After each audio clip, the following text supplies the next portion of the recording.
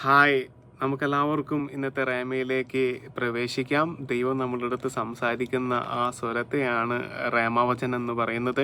അപ്പോൾ ഇന്നത്തെ റേമാവചനത്തിന് വേണ്ടി നമുക്ക് ഒരുമിച്ച് ദൈവത്തോട് പ്രാർത്ഥിച്ച് അപേക്ഷിക്കാം. പരിശുദ്ധാത്മാവേ, വചനമാകുന്ന യേശുവിനെ ഞങ്ങളിലേക്ക് അയച്ചു തരുന്നതിന് വേണ്ടി അങ്ങ് ഞങ്ങളിൽ വന്നു നിറയണമേ.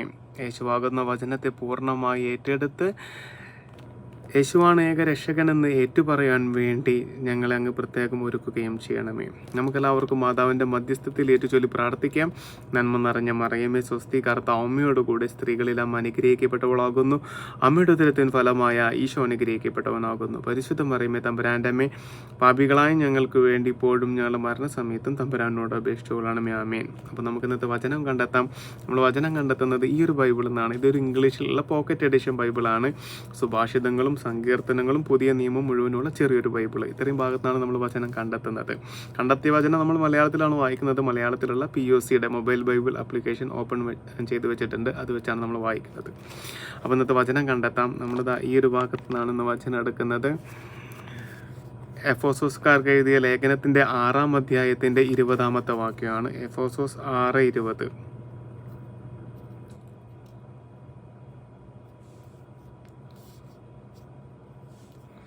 സുവിശേഷ രഹസ്യത്തിൻ്റെ ബന്ധനസ്ഥനായ സ്ഥാനപതിയാണല്ലോ ഞാൻ.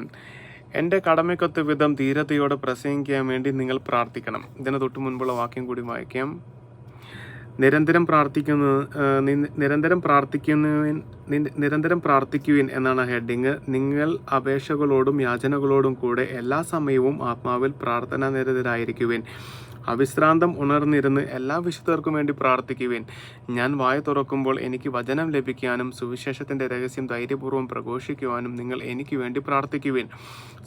സുവിശേഷ രഹസ്യത്തിൻ്റെ ബന്ധനസ്ഥനായ സ്ഥാനപതിയാണല്ലോ ഞാൻ. എൻ്റെ കടമയ്ക്കൊത്ത വിധം ധീരതയോടെ പ്രസംഗിക്കാൻ വേണ്ടി നിങ്ങൾ പ്രാർത്ഥിക്കണം. അപ്പോൾ ഇത് ഒരു മധ്യസ്ഥ പ്രാർത്ഥനയുടെയും അല്ലെങ്കിൽ നമ്മുടെ പേഴ്സണൽ പ്രയറിൻ്റെയും ഒരു വലിയ ഒരു ഉത്തരവാദിത്തം എന്താണെന്ന് കാണിക്കുന്ന ഒരു ഭാഗമാണ്. അപ്പോൾ അതിൽ ഒന്നുകൂടി വായിക്കാം.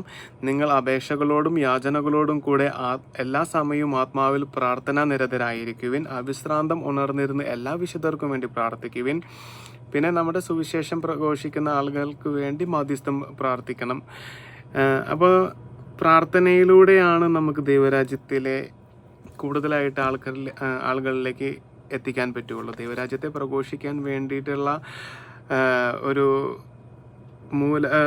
ഒരു മുഖ്യ പ്രാതിനിധ്യം വഹിക്കുന്നത് പ്രാർത്ഥനയാണ്.